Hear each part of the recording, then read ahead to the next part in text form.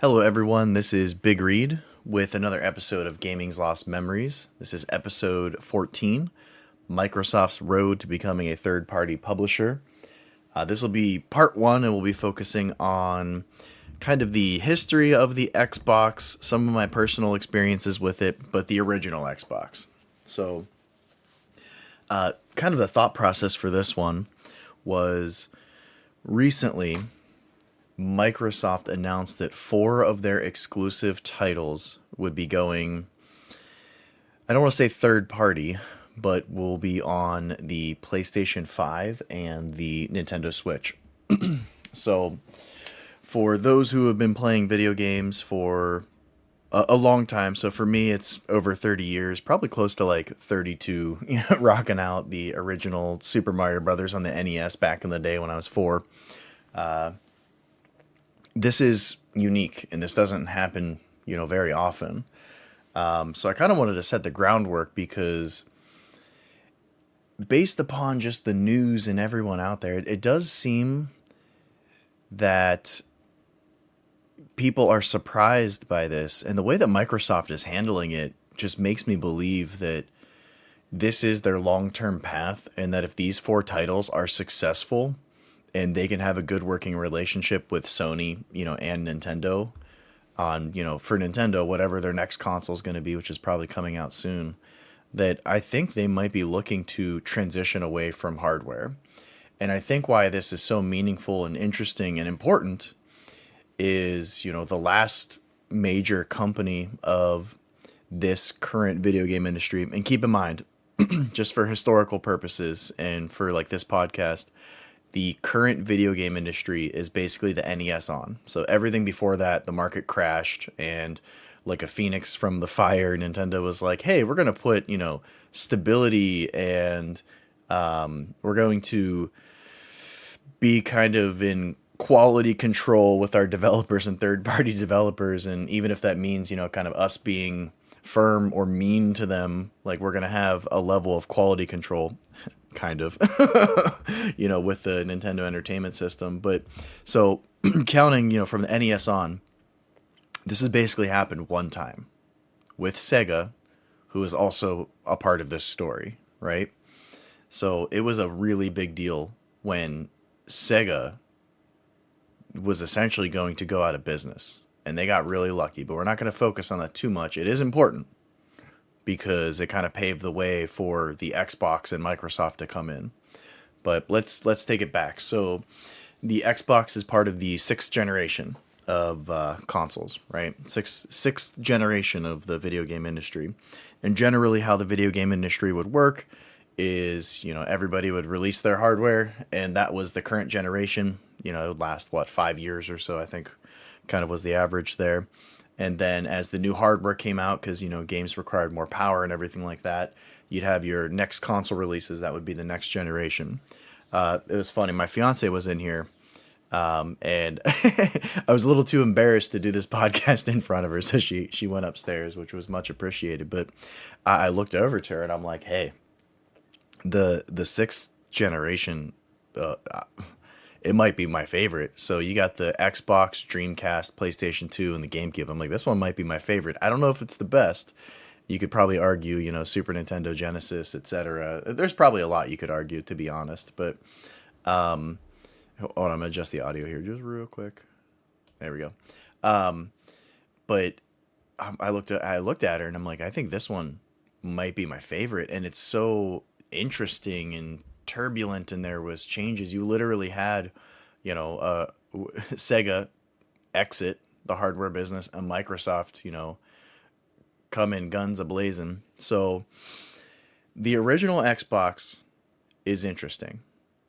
It is not a console that I owned or purchased myself when it first released. And this was kind of funny, because this generation was the first generation where I purchased what I owned fully. So there were no,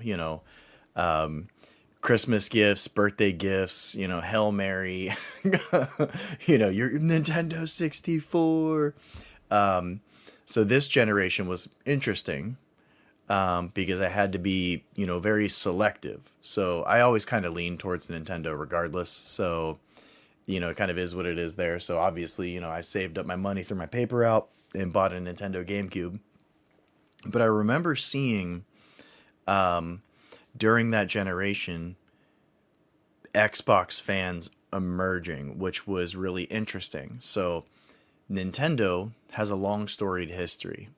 PlayStation, to some degree, did as well because the original PlayStation, I mean, God, you had Metal Gear Solid, Final Fantasy, like there was just so many titles, and that thing sold like hotcakes. So they came in guns blazing. So there were PlayStation fans, there were Nintendo fans, and it was interesting watching a segment that may have felt unrepresented, like your more traditional American, I guess, you know what I mean? Like it's an American product. Sony and Nintendo are both Japanese companies, and it marketed more of like a PC. So how did it come to be? Well, so we got to go back to the Dreamcast, right? Sega, God, I love Sega. Sega, to keep it just to the sixth generation, and I think it was 1999, released the Sega Dreamcast, and this was it. The chips were down. They did not have money. Things were not going well. And they were banking on everything happening, good or bad, with the Sega Dreamcast. They were either going to sink or they were going to swim. Like this was it, right? Sadly, with the Dreamcast, and you get a sense of nostalgia with it now, it didn't work out for Sega. And they had to go announce to their board. And boy, did they get lucky through various means. But we'll kind of try to keep this towards Microsoft. They got lucky. Their debt was forgiven. There was one gentleman, can't remember his name off the top of my head, that had so much of their debt, and he forgave it on his deathbed. And that allowed them to transition into a third-party developer. And the similarities with Microsoft right now, when Sega announced that to their board, they walked out. Their executive board that ran the company stood up and walked out of the conference room when they were being told that, hey, we're exiting.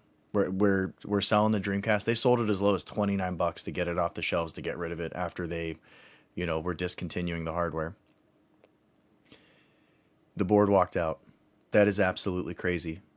And it's hard to imagine, how impactful this was, because from our perspective, from gamers, the nerds, the people who, are that love video games, that either, grew up with this, or you found your love in it some way, and you have your console wars, and you have like, oh, well, I like Sega because Sonic's faster than Mario. You have that, but you also have to realize that this is a company. This is a business. This is a publicly traded, company, and this decision, while, you might have fanboys, so to speak, of saying, yay, Sega's gone, my hardware won, this impacted people. And the thought of Sega putting their exclusive content on other consoles greatly upset their board. And Japan is very unique.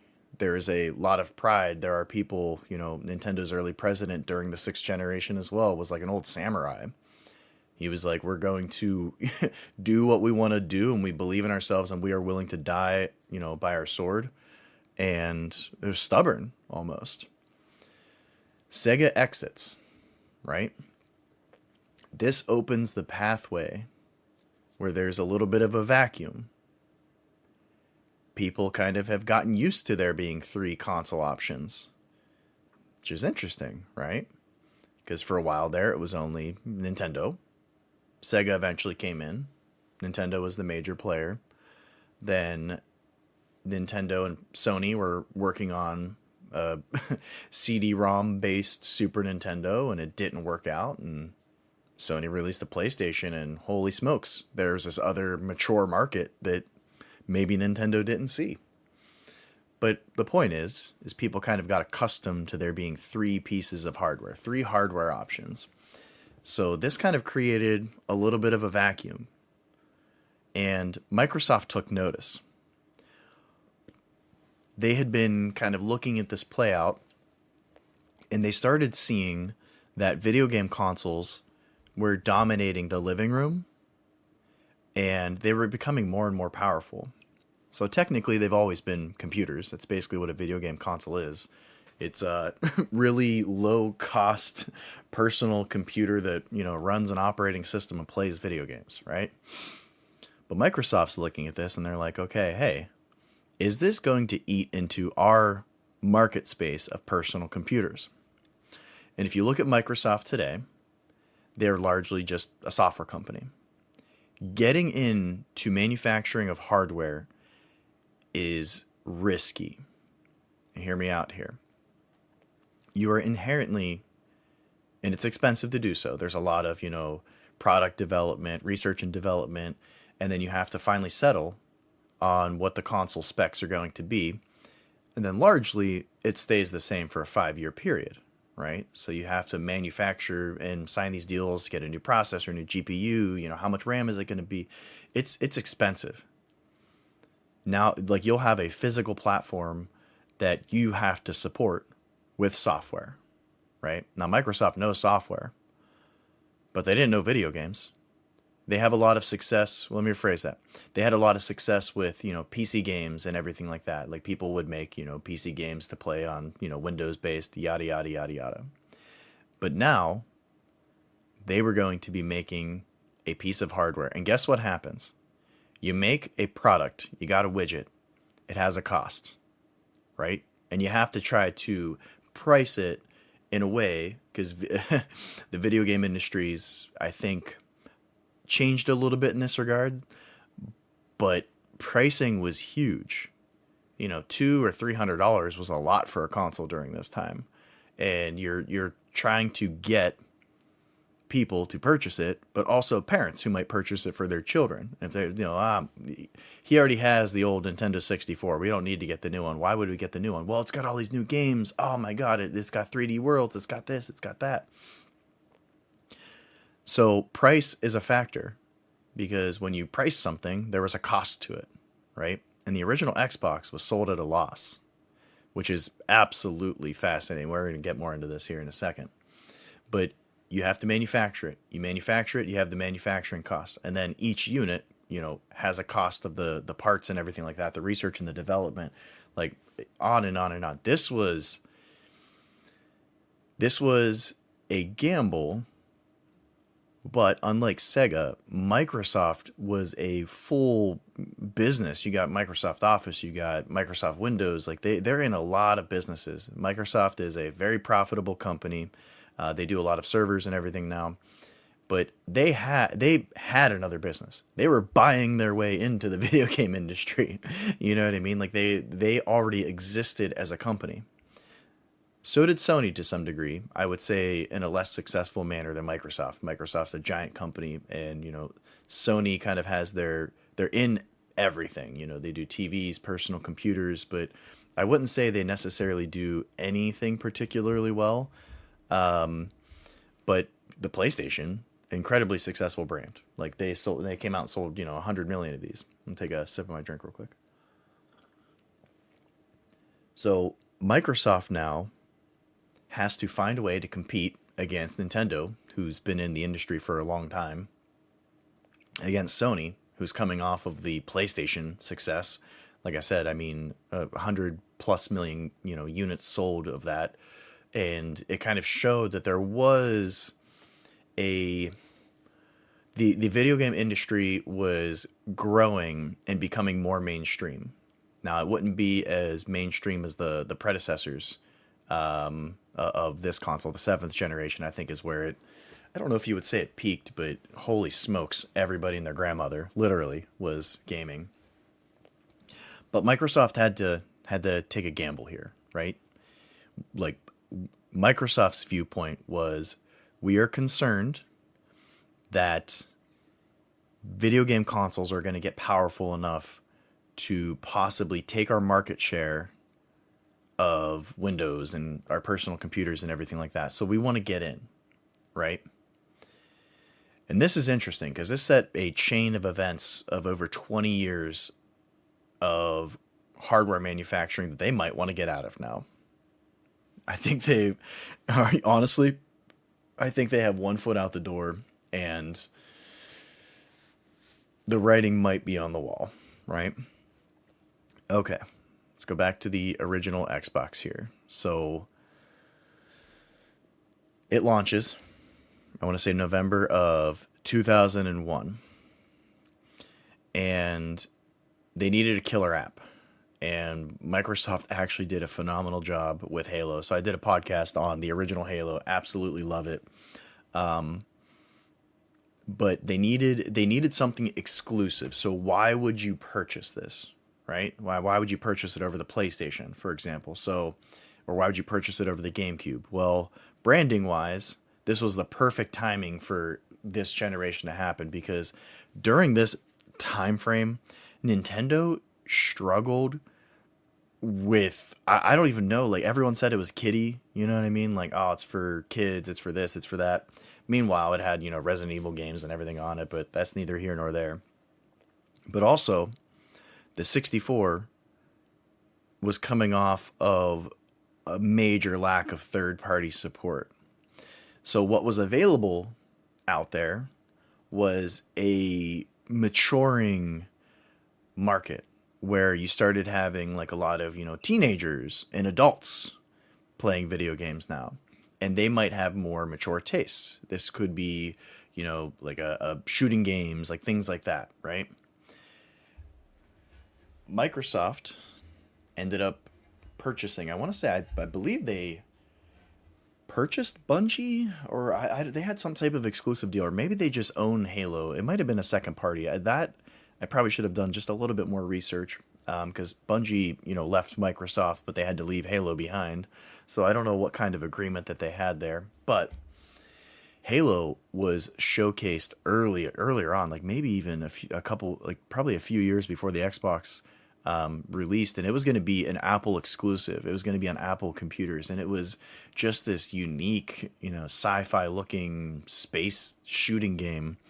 It's kind of funny going back because it was actually like, shown then, but Microsoft came in and was like, okay, Bungie, we want that. So we're going to buy it and we're going to make this a shooting game. And this is going to be, our killer application.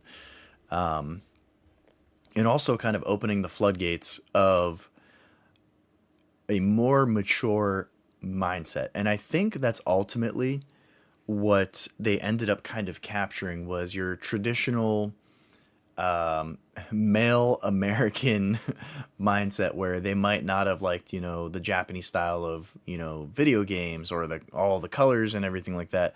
And I think the PlayStation does a pretty good job at that as well. I think Sony has done a really good job of making the PlayStation a Japanese brand, because that's what it is, but popular in Japan, but also very, and probably even more popular in, North America and Europe and everything like that. Like it doesn't feel like a Japanese brand, where I feel like Nintendo definitely had that feeling, especially like during this time as well. Like I think Mario now, you go to this current generation, I feel like Nintendo has kind of matched Sony in that regard, where everybody's just like, oh, it's Mario. Like everybody knows Mario, you know what I mean? But the group that was kind of drawn to the Xbox, I feel wasn't necessarily represented by three Japanese companies, right? So you kind of had your like average American dude, so to speak. So this was, kind of interesting. So the Xbox launches, and at this time, the Xbox and Microsoft were tied together. Okay. And I think this is important as we go through these parts, that Microsoft was the driving factor of this console. They were the driving factor of making this a success. And I mean, geez, like Bill Gates was handing them out at launch. You know what I mean? As time went on, that kind of changed, and they wanted to have Xbox kind of exist on its own, which, in part 3, when we probably get to it, we'll kind of show that it hurt them a little bit. But the original Xbox comes out, and I think it launched before the GameCube, but in the same month. So it launched in the same month as the GameCube. Now keep in mind, the PlayStation 2 came out a year prior, and it was selling like gangbusters. So you kind of see what happened the previous gen, the PlayStation, the original PlayStation, and the PlayStation 2. The PlayStation 2 is going to be the same. It's going to be wildly successful. I remember watching a news article like a million years ago, and Sony's president was they were airdropping them in via helicopter, like crates of PlayStations, and they were just like dropping them off in like cities and stuff like that. It was absolutely crazy. But Microsoft launched the Xbox, and it was successful. I want to say in the launch quarter or the launch like little time frame, I think it sold 1.5 million units. Which, holy smokes, what just happened?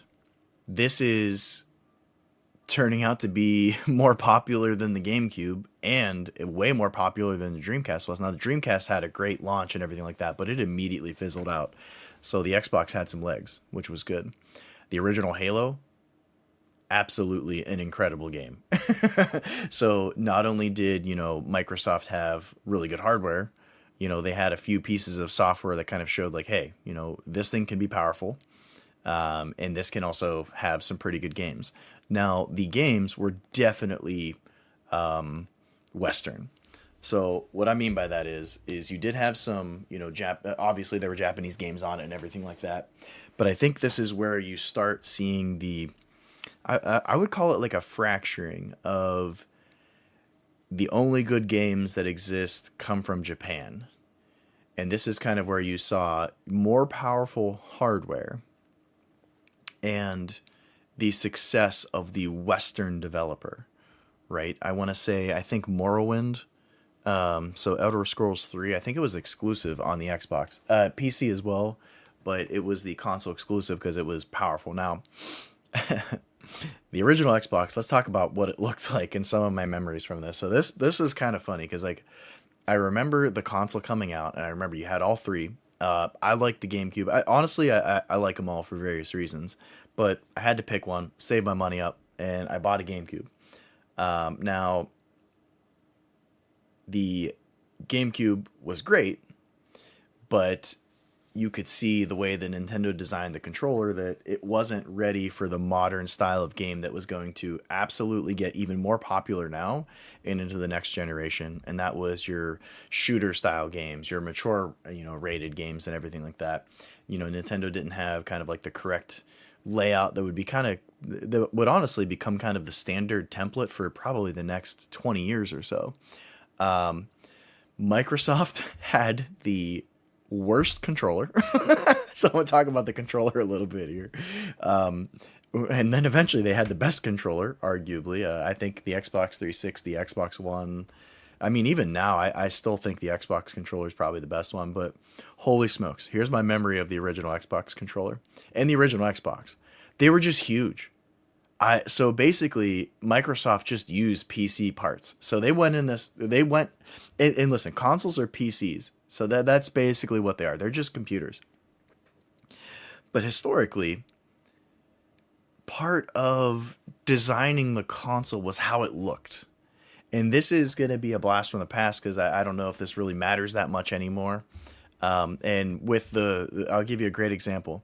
With the launch of the Wii U, they didn't show the actual console. So people were kind of confused when they announced it because they were like, okay, is it just this tablet? Like, what is it? And there was like one picture where it was kind of like tucked behind on a shelf and you could barely see it. And Reggie Fils-Aimé, I remember somebody interviewing him and they were like, so what's the console look like? And Reggie's just like, why does that matter? It's just a box. And that's really what it is. And listen, the Xbox, Microsoft took that to heart. They're like, I don't know, it's a box. They used like full blown PC parts. Like they didn't really try to. They weren't very effective and aesthetically at making the Xbox look nice. Now it does look cool. Don't get me wrong. Like you look at the Xbox and you're like, that looks cool, but it was just huge with giant PC parts in it. And I remember me and my one buddy, we were talking about like, just back during the console wars, you would kind of like, poke fun at what you could poke fun at. And one of them was, the GameCube had a handle, haha, it's a purse. But I'm like, listen, you can pick that thing up and walk around with it. And like, if you're going to, Smash tournament or playing video games, like you can carry it around. It's great. Even the PlayStation 2, a unique looking design, but it's kind of become iconic with how, modular, it's not modular, but just how it looks like, one of the parts is longer. Like it's really neat looking, but they baked it in. They made it, there's something artistic about it. You know what I mean? Like, it's like, okay, we need to make it look unique and evoke emotion. And when you look at this console, that might have kind of gone out the window now, but during this time it was kind of important. And I just remember my buddy telling me a story, and he was like, "Yeah, I was at Walmart, and this mother was buying her son a game console, and he wanted the Xbox, so he's like, Xbox, yeah." And he just remembers like the representative from Walmart like grabbing the Xbox and like handing it to the kid, and the kid like it almost crushing him basically. Like it's just this huge, heavy, giant box, and Microsoft came in like an American company, and they're like, make it powerful and jam everything in there. Oh, it's a huge rectangle. Okay, maybe design the outside with a big, cool looking X.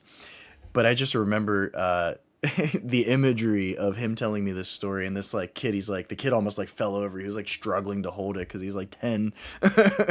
As this guy is handing him like, here's your game console. He's like, oh my god. He's like, I just remember it crushing him. So the design of the console was kind of interesting. And listen, it worked. At the end of the day, it is a box. But compared to the GameCube and compared to the PlayStation, you can kind of see the mentality of the different approach, just anesthetically, of what the physical appearance of the console is, right? The second thing, the design of the controller. Oh my god. Like, luckily it was rectified very quickly. But they had the original Xbox controller, and this was just a giant, I guess what you would call a meme now, back in the day, where everybody was trolling it. I remember Penny Arcade. Shout out to Penny Arcade. That is a blast from the past, and I feel like some of their comics they would do. So Penny Arcade was it's a website. It still exists. And there's two friends that kind of created. One was more artistic, and one wrote the articles. Essentially, they were just really interesting. It reminded me of me and my friend as well. Like we kind of like fit that the way we would talk about things. 'Cause it'd be so funny. We'd be just like shooting the breeze and making jokes about video games, and then we'd see like a comic, and we're like, oh my god, like this is perfect. Like they're having the same thoughts. They're just way more artistically better at expressing it. But a lot like. I don't know anybody that liked that controller. And I feel like Microsoft got really lucky. And I think what happened was for the Japanese launch, which, I mean, honestly, they could have just skipped. Like, Xbox doesn't even need to be in Japan. It sells like 1% of what it sells everywhere else. It just never caught on over there. Even though, Microsoft did actually do a great job of getting some Japanese style games. Like Sega ended up making a lot of Xbox games.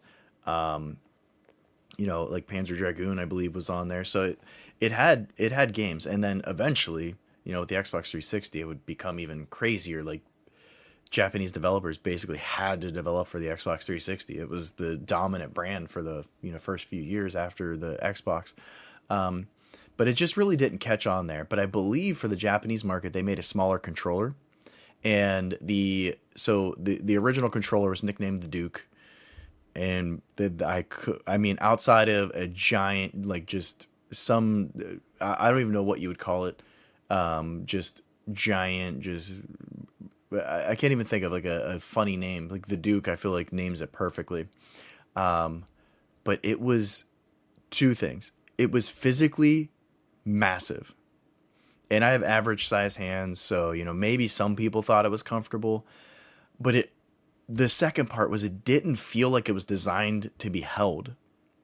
And your controller is your gateway to the gameplay, right? So I used to write video game reviews back in the day, and gameplay is the absolutely most important part, in my opinion, of a video game. It's more important than the story, it's more important than graphics, it's more important than sounds, it's the most important. Is your game fun to play? Right? The Xbox, the first freaking year, you couldn't play it. And like I remember distinctly.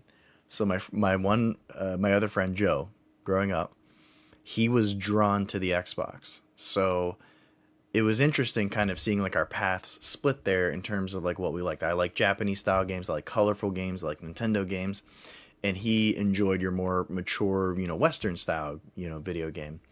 And I just remember, and I have fond memories of this, and maybe we'll just kind of like jump into it.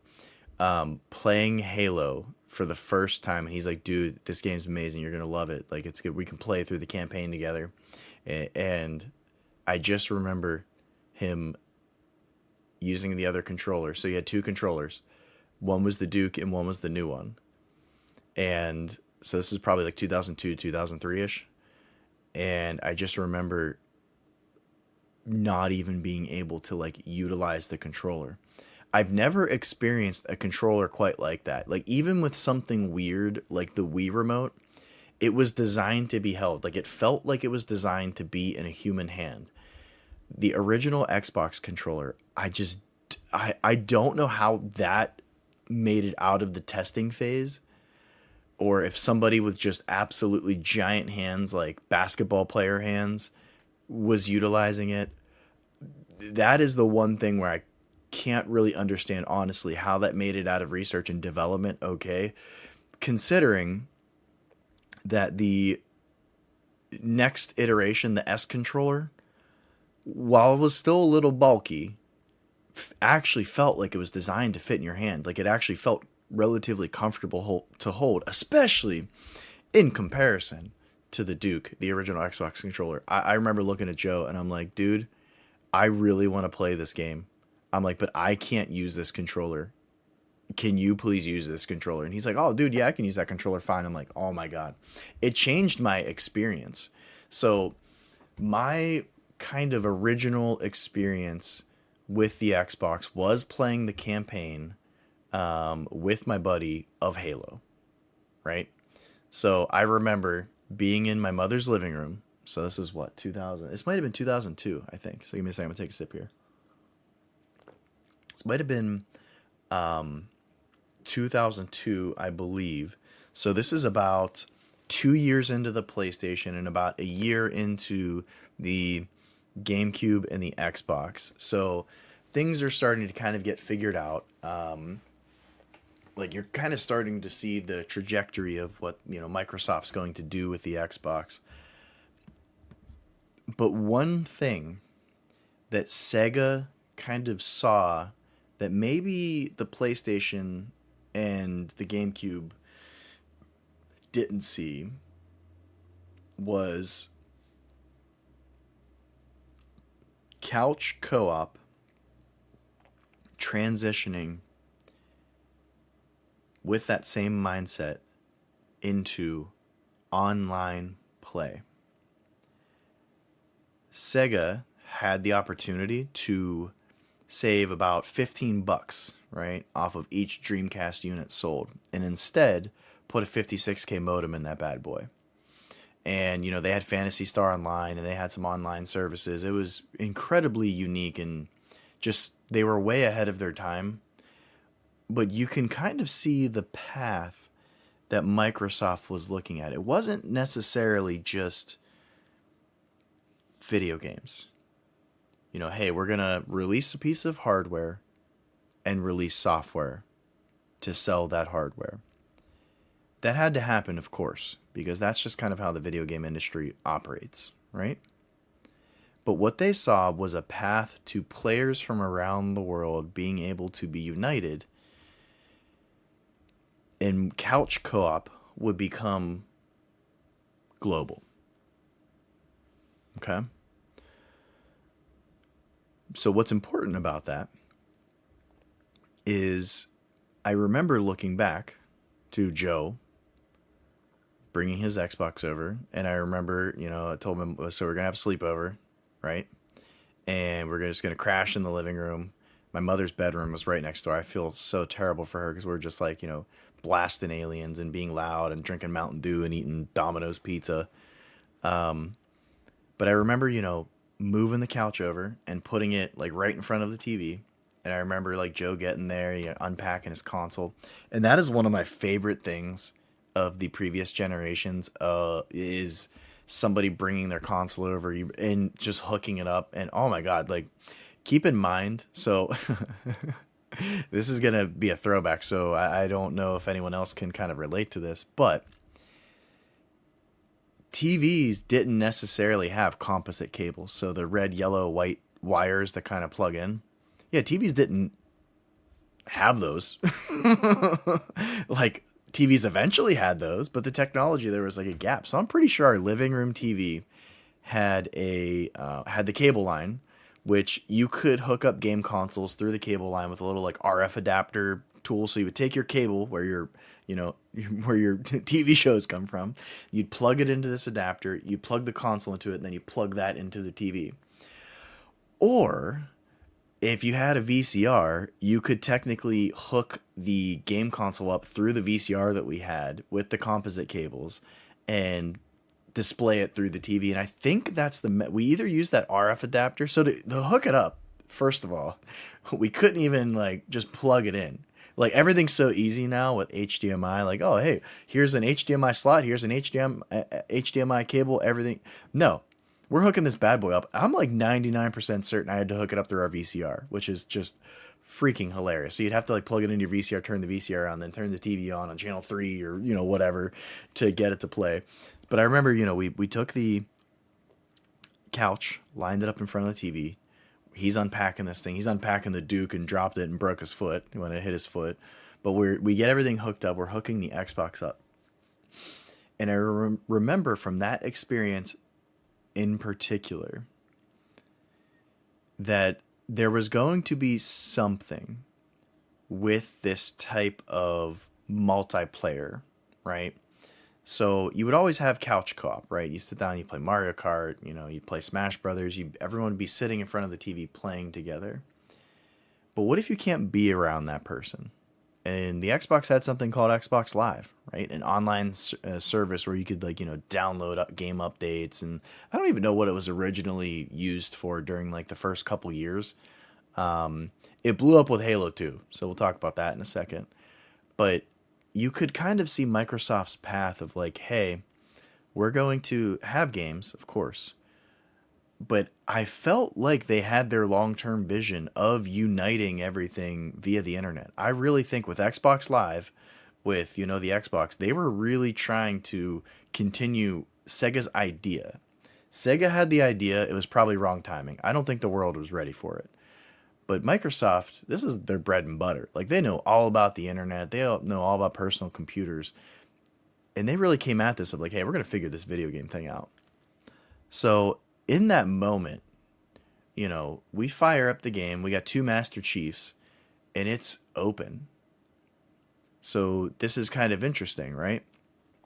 We're used to video games that have levels, right? Level 1, I'm going to run right until I reach the flagpole.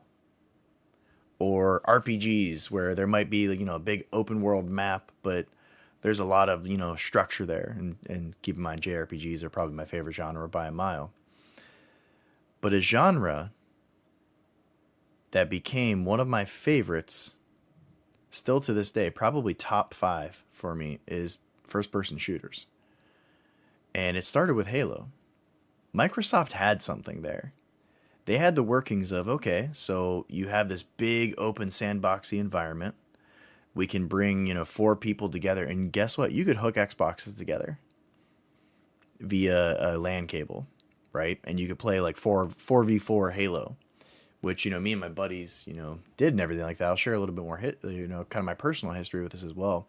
But I remember sitting on that couch, pizza, on the ground, we're eating Domino's pizza and drinking Mountain Dew or whatever we had, and we're playing through the campaign. I just remember, you get through that opening sequence, that ship, and then you land, I think, on the Halo ring, and it's just open.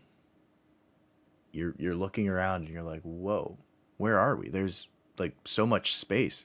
You could even argue in the original Halo there might have been a little too much space, because you'd always have to kind of like hop in a Warthog and drive around and try to find the next area. But it was so open, and you would go into these skirmishes, and there wasn't really a designed path to success. It was you sneak up on the aliens, start shooting at them, you run out of ammo, you pick up an alien weapon. Like it was just sandboxy. So it was incredible.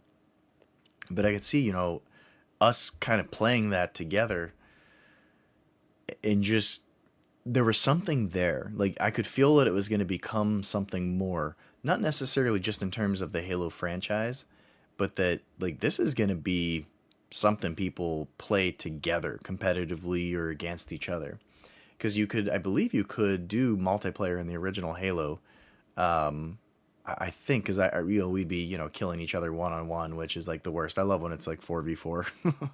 But so yeah, we're sitting there and just playing that. And I'm like, this game is absolutely incredible, and like we're just hooting and hollering and having a great time. And I think we probably, geez Louise, like when he got there, we played until I passed out. I don't. We probably beat 60% of the campaign or more in a setting. Completely kind of going into a blind. Now he had played it. No, we might have even been further. I think we were pretty far along. Like I think it didn't take us that long to beat it the next day, but it was like 9 hours. It was like 8 hours, 9 hours or so. And I just remember like sitting there on the couch, and I go to bed early now. And I think I was always kind of like sleepy early, but I just remember like falling asleep and I wake up, and as like if one person progressed to the next checkpoint, they would teleport you there. And I would just be like talking like half asleep. But I just have such fond memories of that experience, and you could kind of see like what the Xbox would become. For me personally, and this is kind of a viewpoint that I have in general. I don't think Microsoft has the luxury necessarily. I think they do a little bit of the nostalgia factor. Now, what I mean by that is due to the storied kind of history and age of, even the PlayStation, but Nintendo and a lot of these companies, say like, say Sega with Sonic, right? Sonic's old. Mario's 35 years old. Link and Zelda, the Zelda series, that's 35 years old. Castlevania's 35 years old. Metal Gear Solid's 35 years old. There's a lot of history that Microsoft had a different trajectory on. They don't have, I personally feel that they don't have the nostalgia factor, which I think during, a turbulent time makes it a little bit harder to weather because they might not have the history. Like, I'll give you an example. Name 5 Microsoft characters that are only exclusive to Microsoft. What do you got? Like Master Chief, Blinks the cat, right? You can't even say Banjo Kazooie because everyone remembers Banjo Kazooie from when it was good back in the 64 days. So you kind of look at this, and what does Microsoft have in terms of Xbox from a nostalgia factor? What will carry it through? Like, do they have a loyal fan base that can carry them through a turbulent time? And I'm thinking kind of what you're seeing is not necessarily, right? So you go back to the original Xbox, and Microsoft is creating its brand identity. So right now, the launch of the Xbox first year, and the brand identity appears to be Halo, more mature content, Xbox Live, kind of digging their way in and securing and buying their way in. Keep in mind, this is very important to note. Microsoft lost $4 billion over the original Xbox. To get that into the marketplace, to sell the console at a loss, to purchase and get games and everything like that. $4 billion. Keep in mind, we talked about this earlier, Sega couldn't do that. They were going out of business. They don't have another, and basically Microsoft's this entirely separate company that's like, hey, we want to get into this field. It's kind of something we do. It's a little bit, kind of to the side, but here's $4 billion in cash, and we're going to do this as a long-term play. That is a gutsy, risky decision. So the first thing that I give Microsoft credit for is they tried and they were willing to take a massive financial loss. And keep in mind, Microsoft has investors and traditional investors. They have your old money investors who are like, hey, we want our dividend, we want this. What are all these video games? There's people that invest in Microsoft that have never played or seen a video game in their life. That's not what they're about. So now they have to go to these people and say, hey, we're going to lose $4 billion in this little side video game thing that we're doing, but don't worry, this is a long-term play. So I got to give them credit for that. And it could not have lined up more perfectly with Sega kind of exiting the console space and Microsoft entering. If that didn't happen, I don't think that the console industry could have supported 4. I think what would have happened is Sega still would have failed, but you have 4 options. You're going to have people that have finite resources that are going to have to just purchase one, right? Or people like me, it's like, hey, I'm picking one console. Now, later on down the line, because it's going to make everyone sad, used video games during this time were dirt cheap, and it might make you pass out or throw up if you look back at just how low cost. Like, I remember people buying used GameCubes for $30 or like $20. You go to, because like they weren't, people would buy them, trade them into my GameStop, and GameStop had, so it was just a different time, right? And you could just, I ended up picking up a PS2, and I never bought an Xbox. I never felt the need, because all I would have wanted to play was Halo. And luckily, most of my friends had Halo, so like we would play online, or not. Well, I'm going to share this in a second too. I think this is also kind of unique, which led to me, kind of seeing Halo 2. I knew that was going to happen. Holy smokes. So I had a lot of friends that either had multiple consoles or they had an Xbox, right? So what we would normally do is, for the first Halo, is somebody'd bring an Xbox over, everybody, we'd have enough controllers, or we'd have 3 controllers, and, whoever lost the match, or if you had 5 people playing. Okay, yeah, so we'd have 4 controllers, I'm remembering this now. So we had 5 people there, right? So myself and 4 other friends, and whoever lost, or had the worst score in whatever we were playing, where you could only play with 4 people, just keep in mind, online gaming, you could have more than 4 people. But you'd be, 4-player co-op. We're all playing Halo. We're killing each other. Everyone's screen looking. Listen, I don't know if I'm the only one or if I'm just a dirty cheater, but yeah, I screen looked. I don't know how much help it actually did, because I felt like it was disorienting. But yeah, I definitely screen looked. How could you not, right?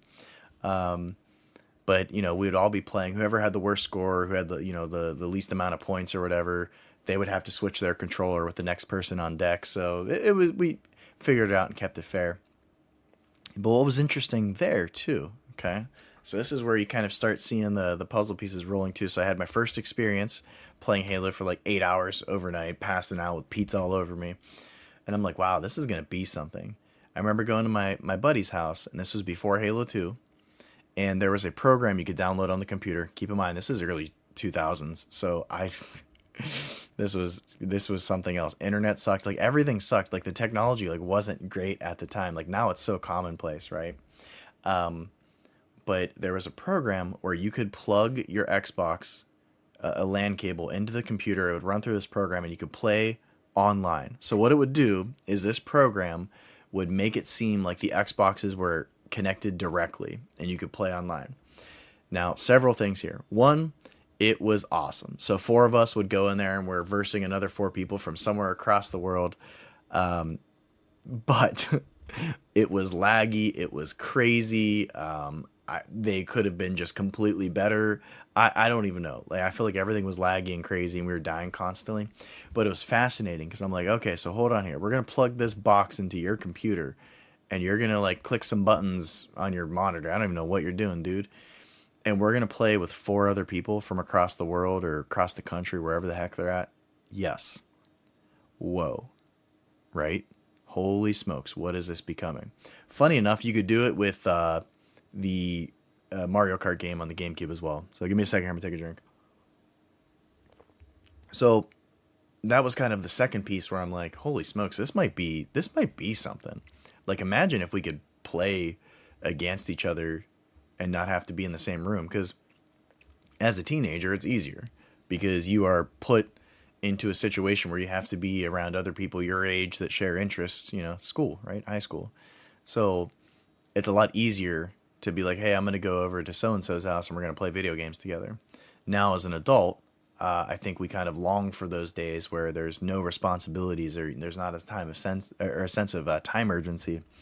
But it was really interesting kind of playing that. Now, this also led to, I'm going to sing this because it's so goofy, but I was getting killed so bad in those matches that I would just respawn and throw all the grenades I had. And literally I'm going grenade, grenade, and just like chucking grenades. And there was friendly fire on in the original Halo. So like we're just blowing everyone up. And all I hear is one of my friends go, who the heck is throwing all these grenades? And my other friend's like, well, BigReed over here is saying grenade, grenade. So I'm guessing it's probably him. But yeah, it was just really interesting. And what was really cool too, with the Xbox was getting people together to play Halo. So 2 TVs, four versus four, 2 Xboxes, plugging the LAN cable in. And it was kind of surprising at how like well and coordinated you could kind of get this like going as teenagers. My buddy Travis, back in the day, he did it. Honestly, he did a great job of getting people to go places to do something like that. He would have like a crew of people there. Everybody's playing Smash Brothers and Halo and like setting all this up. It was very, very cool. It was a very good time. But it really kind of set that example that this might be, something big. And then there was a kind of a big shift. So the Xbox is taking market share. Is it coming close to the PlayStation 2? No, absolutely not. The PlayStation 2 dominated that gen. It's the best-selling console of all time. It's like 155 million units. I think the Xbox sold about 24 million, but here's where it gets interesting.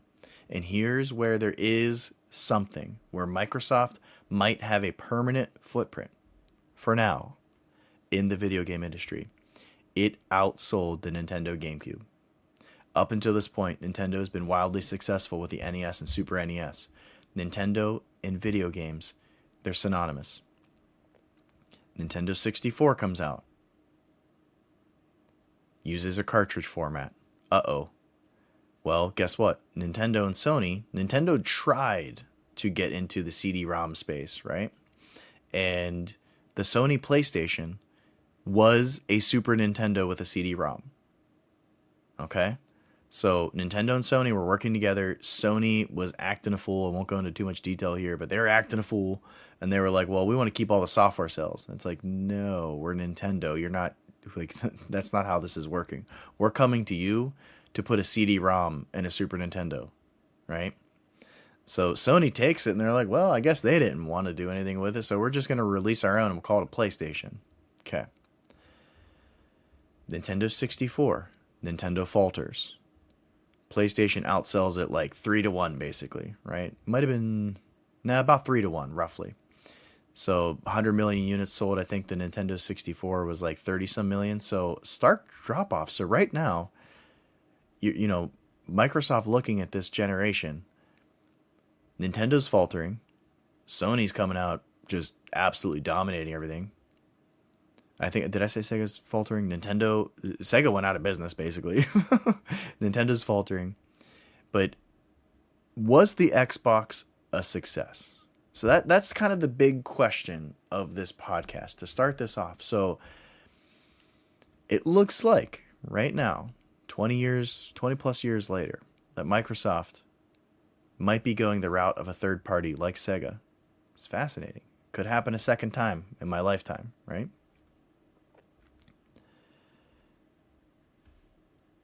But is it a success? Did it have some exclusive games? Sure. Did it sell well?